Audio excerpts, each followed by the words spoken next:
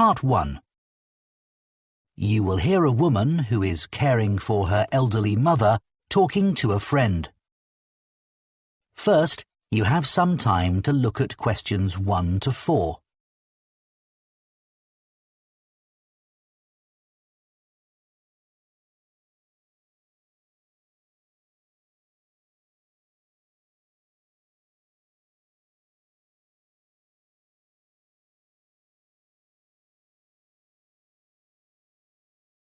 Now listen carefully and answer questions 1 to 4.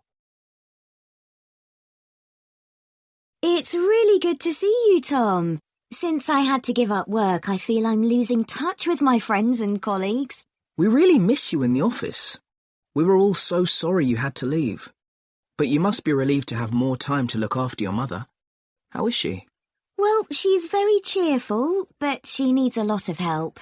Have you tried to get any support from the local council? No, I didn't know I could. Yes, they offer different kinds of practical support.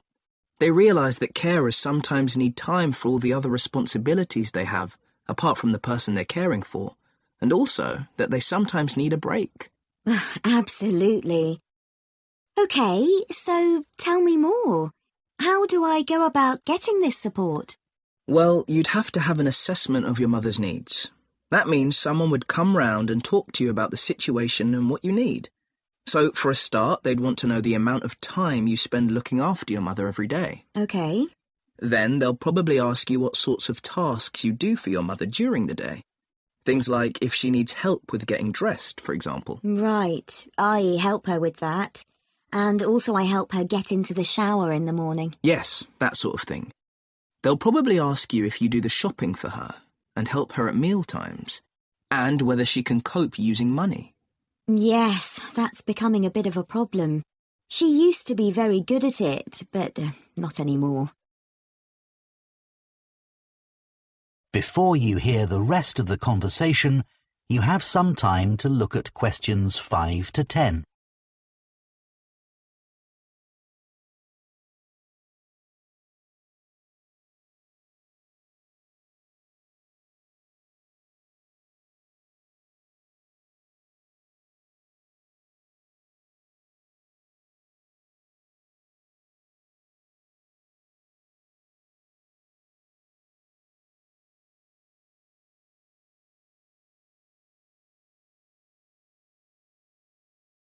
Now listen and answer questions 5 to 10. And be ready to tell them about anything you find particularly difficult about caring for your mother. So recently I've noticed she's started to have quite bad problems with her memory. If I wasn't there, I think she'd forget to eat, for example. And often she doesn't seem quite sure what day it is. Yes, tell them about that. And are there any physical difficulties you have caring for her? Lifting her, for example? Yes, she's quite heavy, and I'm afraid of hurting my back. I'd be in real trouble if that happened. They can give you advice about that, and also about how to avoid the possibility of your mum having a fall. Great. So, once they've done this assessment, if I'm eligible, what happens next?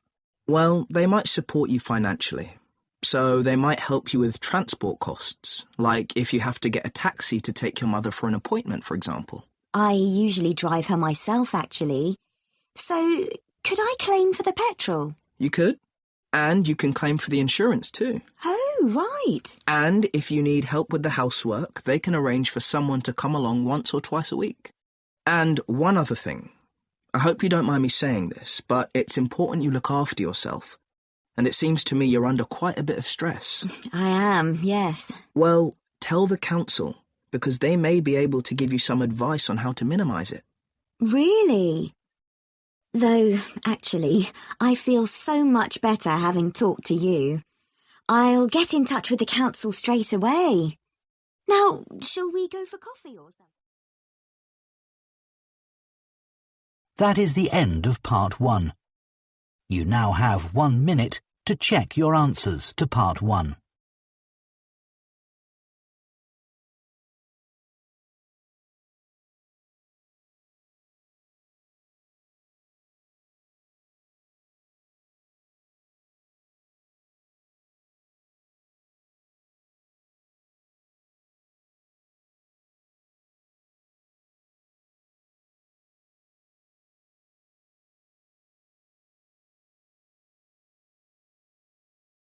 Part 2.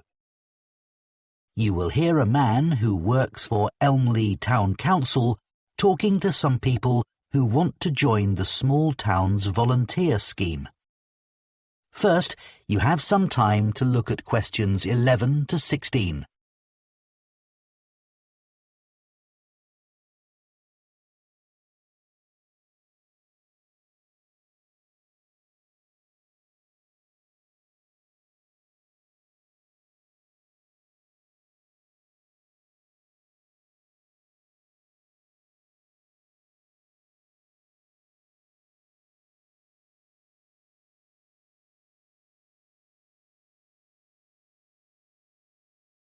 Now listen carefully and answer questions 11 to 16. Good morning, everyone. I'm Steve Wainwright from Elmley Town Council, and I organise the town's volunteer scheme. I'm delighted you're all interested in joining the scheme. Our volunteers help to create a sense of community among the many people who live in our historic town of Elmley, and make residents and visitors feel welcome at local events. First, I'll mention just a few of the activities that volunteers carry out. One is to walk around the town centre streets wearing our volunteer T-shirt. Tourists often ask how to get to a particular shop, and they might also be grateful for recommendations about what to visit. The town holds a large number of concerts each year, and part of the volunteer's role is to get everyone in the audience to the right place as smoothly as possible. You'd be surprised how many people buy tickets, then don't check them, and head for the wrong section of the hall. Volunteers may get involved with community groups, such as sports clubs or gardeners' associations. Here, the volunteers talk about how groups can help each other. For instance, a writing group might want to travel to another town to hear a talk by a well-known author, but may not know that another club has a coach they could travel in. The town produces a monthly magazine, and anyone who lives in the town can send in articles.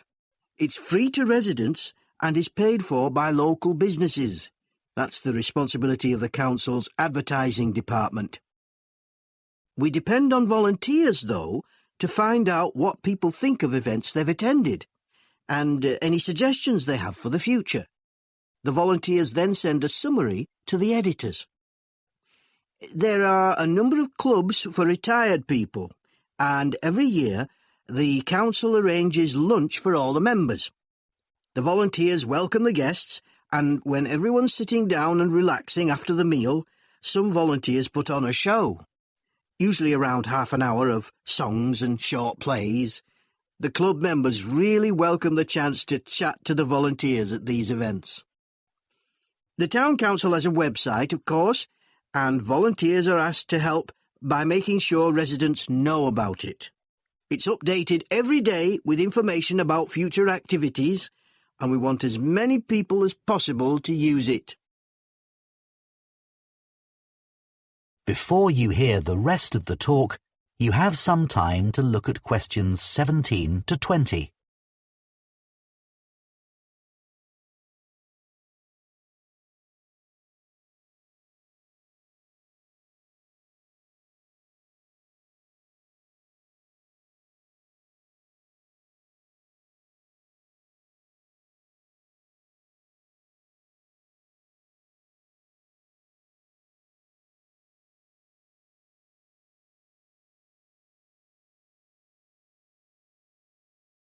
Now listen and answer questions 17 to 20.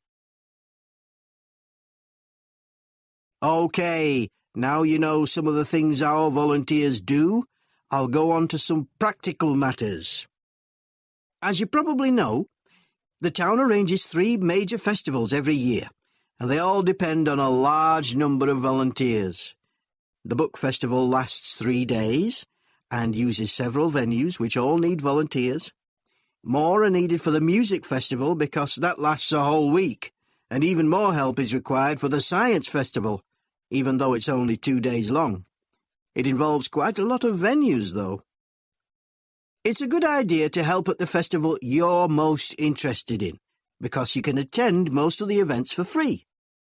We try to use volunteers who are flexible, though, because some festival events are held outdoors and the weather may affect the size of the audience and even whether the event can take place, so there can be changes at short notice. What's essential, though, is being able to get on well with other people and also to deal with someone who's behaving badly, as occasionally happens. Our plan is to get you all working in September, after a week's training starting on the 2nd. So we'll be timetabling you for duties the following week from the 9th onward.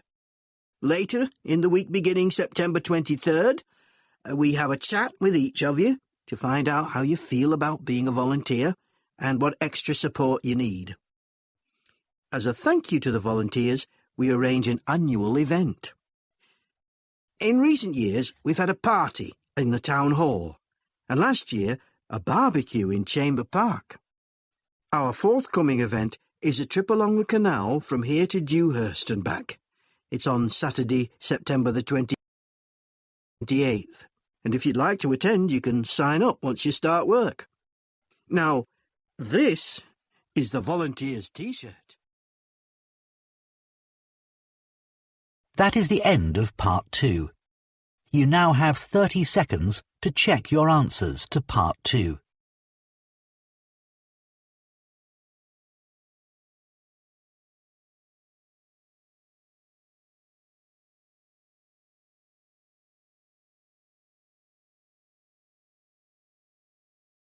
Part 3. You will hear two students called Rosie and Colin discussing their human geography assignment. First, you have some time to look at questions 21 to 25.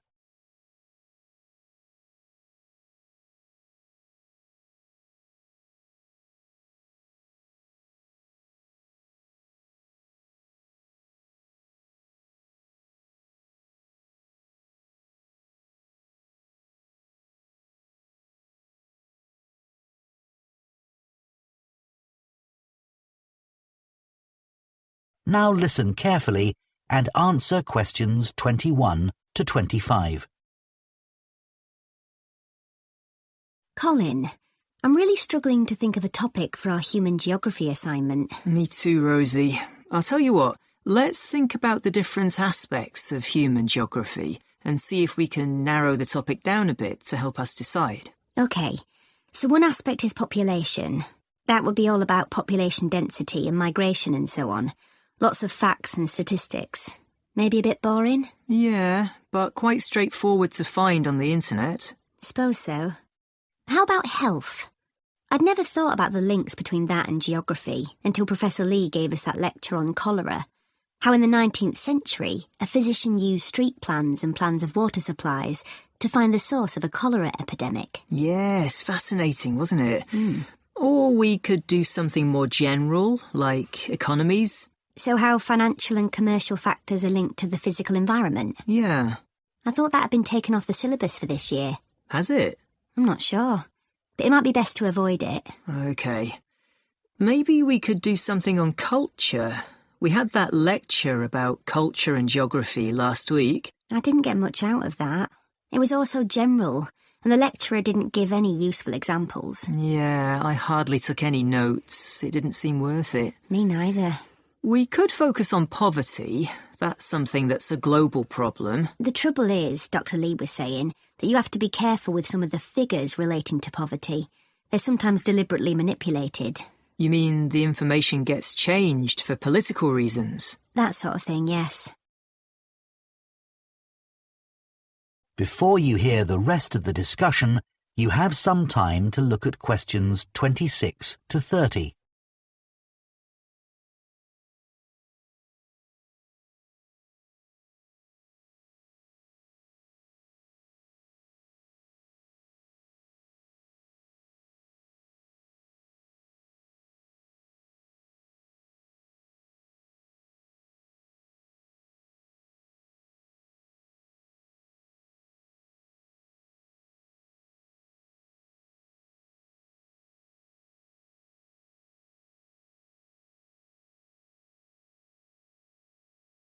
Now listen and answer questions 26 to 30.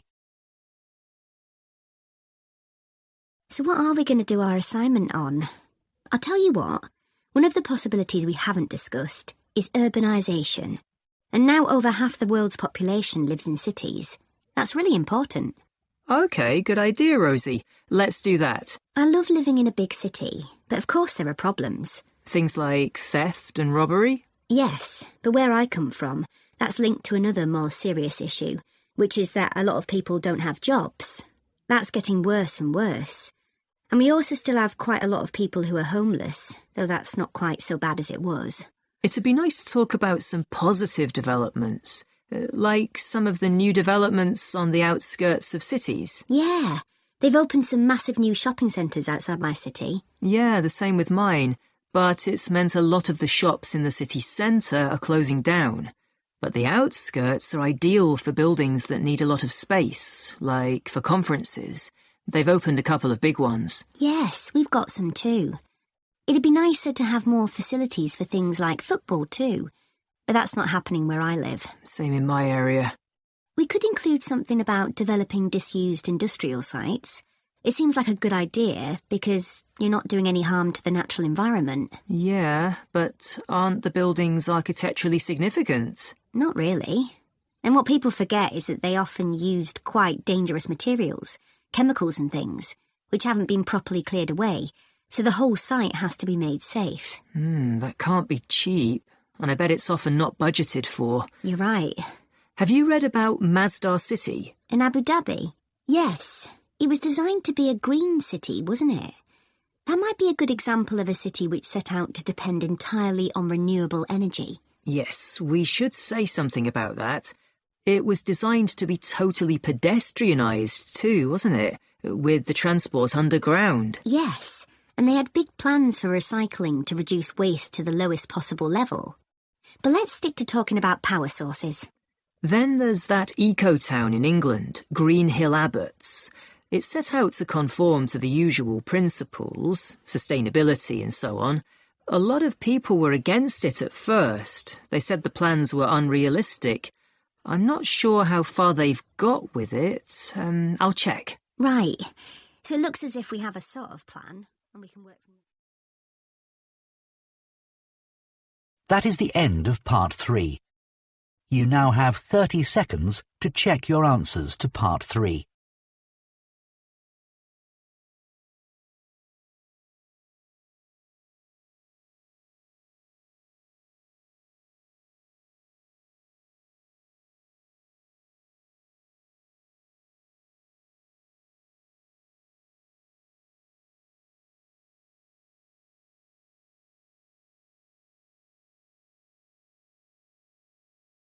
Part 4. You will hear part of a food science lecture on fashions in food. First, you have some time to look at questions 31 to 40.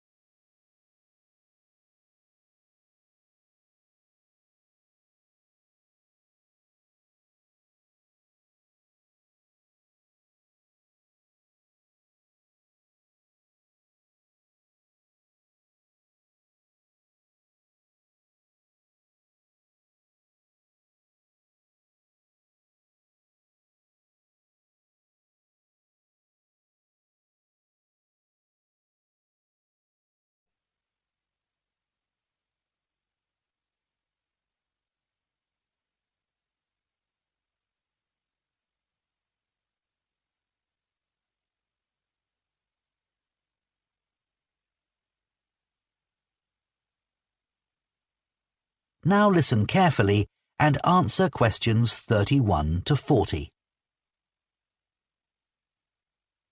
There are trends in food much as there are trends in clothing. Interest in food fashions has risen rapidly since the birth of the smartphone, when people first began taking photos of their food and instantly sharing them with their friends. The food industry in the UK in particular is obsessed with finding and exploiting the next big food trend. Marketeers aim to create a huge demand for a food item which was previously unknown or not needed. One of the most effective ways of promoting a new food product is by using social media influencers as brand ambassadors. In return for free samples, many influencers will post content about a product. Although there are influencers with hundreds of thousands of followers who can command large fees for their services.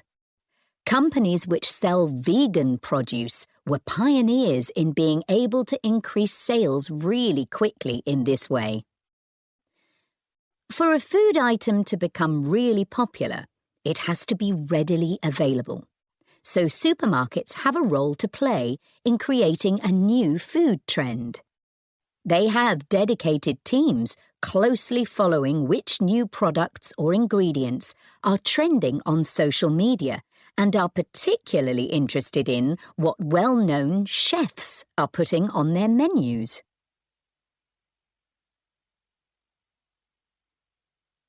I'd like to look at a few examples of marketing campaigns which were really successful in launching a new fashion trend. Starting in the 1990s with the avocado. A British PR company was hired to raise its profile and stimulate demand. They paid for a group of journalists to travel out to South Africa to meet avocado farmers. Articles written following this visit helped to educate the British public about the avocado, which at this time was certainly not the daily staple it's since become. Advertisements were designed to promote the avocado as a superfood, rich in nutrients and therefore beneficial for health. Avocados became hugely fashionable, and within a few years, UK avocado sales had grown from £13 million annually to around £150 million, making it one of the most successful fresh produce campaigns in UK history. Oat milk is a recent example of a new product which became fashionable very quickly. Now there are many brands available, but one company which had early success was the Swedish brand Oatly. They attracted a lot of attention with a media campaign which used provocation as a way of getting their message across effectively.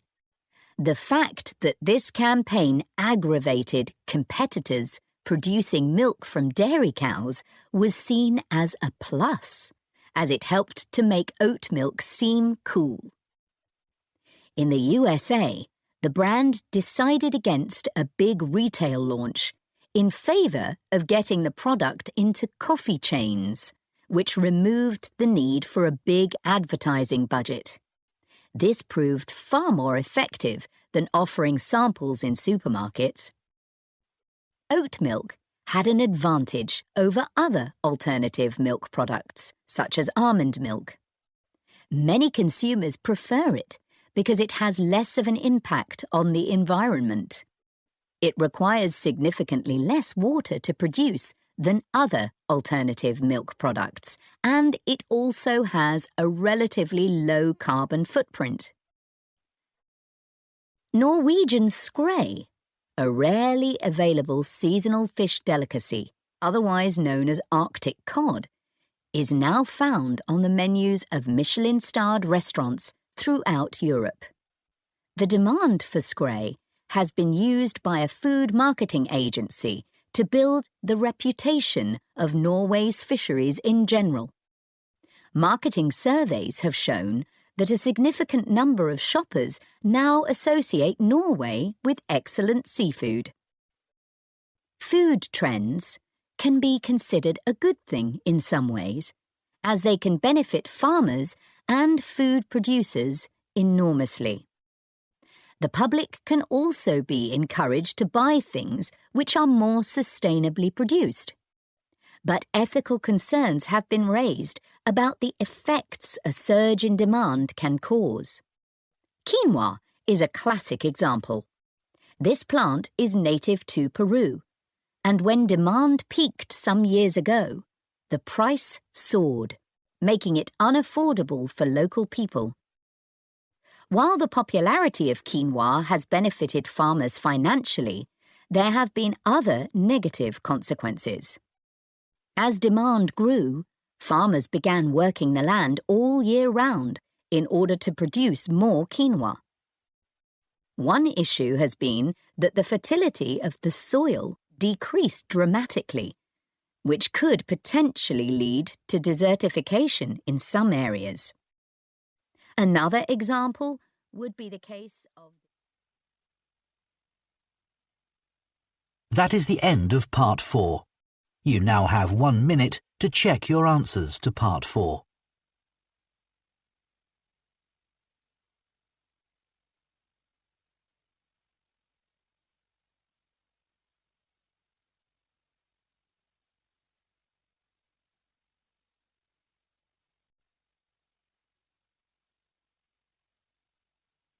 That is the end of the listening test.